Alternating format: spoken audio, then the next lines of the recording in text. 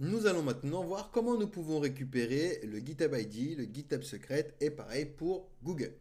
Donc on va se diriger vers GitHub pour commencer. Vous créez un compte et vous allez tout simplement cliquer ici dans Settings. Au niveau de Settings, vous allez tout en bas vous diriger vers Developer Settings. Et vous allez cliquer sur Hot Apps. Et vous allez donc enregistrer une nouvelle application. Donc ici, vous lui donnez le nom que vous voulez. Je vais l'appeler Next Hot App. Ensuite, on aura l'URL. Donc ce sera http localhost 2.3000. Et on aura également, hop, ici, une callback URL d'autorisation. Donc ça, on va le mettre également. Ça va être slash API slash hot slash callback slash GitHub. Alors, hop, c'est callback. Alors, je vérifie. Hop, nickel. Donc, une fois que l'on a fait ceci, nous allons pouvoir enregistrer l'application. Ici, donc, on va pouvoir récupérer le client ID. Donc, je copie et je le mets ici. Et je vais faire de même pour la clé secrète. On va cliquer sur générer un new client secret et il va donc nous générer une clé secrète que je vais copier et que je vais me coller ici.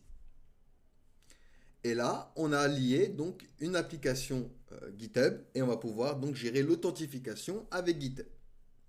On va faire de même pour Google. Donc vous allez sur Google et vous allez tout simplement créer un nouveau projet sur Google Cloud. Donc pareil, ici vous l'appelez comme vous voulez, on va l'appeler NextHot. Je vais créer. Nickel. On va se diriger, hop, on va se diriger ici vers API et services. Alors, juste, on va aller plus ici, pardon. Donc, dans API et services, et on va cliquer sur identifiant. Une fois que vous êtes ici, nous allons pouvoir donc sélectionner bien le projet NextHot. Et je vais pouvoir ici cliquer sur créer des identifiants. Et ici, j'ai ID client OAuth. Je clique dessus. Il va nous demander de configurer l'écran de consentement. Donc, on clique dessus.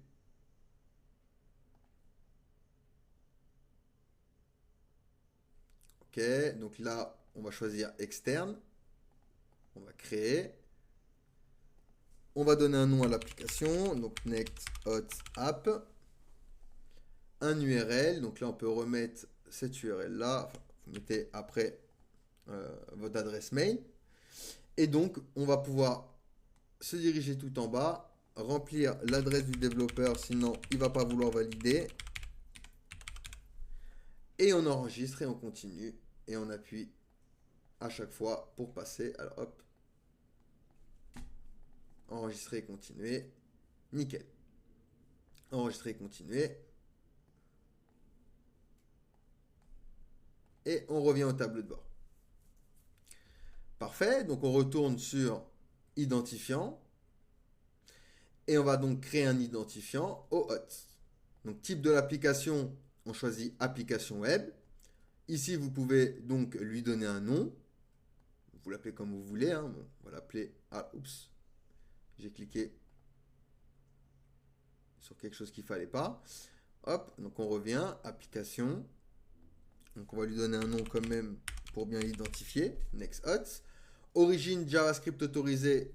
Même histoire. On va ajouter donc l'adresse du localhost. Donc ça, on va se le copier également. Et donc, dans l'URI de redirection aussi, on va mettre ce qu'on a mis tout à l'heure, mais cette fois-ci pour Google. Donc, slash API slash hot slash callback slash Google. Et donc, je crée mon application. Et de là, je vais pouvoir récupérer donc l'ID client et l'ID secret que je vais pouvoir donc me coller ici. Et le secret, on va se le coller ici. Nickel. Et donc là, on a lié de la même manière que GitHub, donc Google, dans notre application. Donc, dans la vidéo suivante, on va pouvoir mettre en place du coup les options d'authentification avec NextHot pour faire fonctionner du coup nos ID et nos clients secrets. Allez, posez-moi des questions si vous en avez, sinon nous pouvons passer à la suite.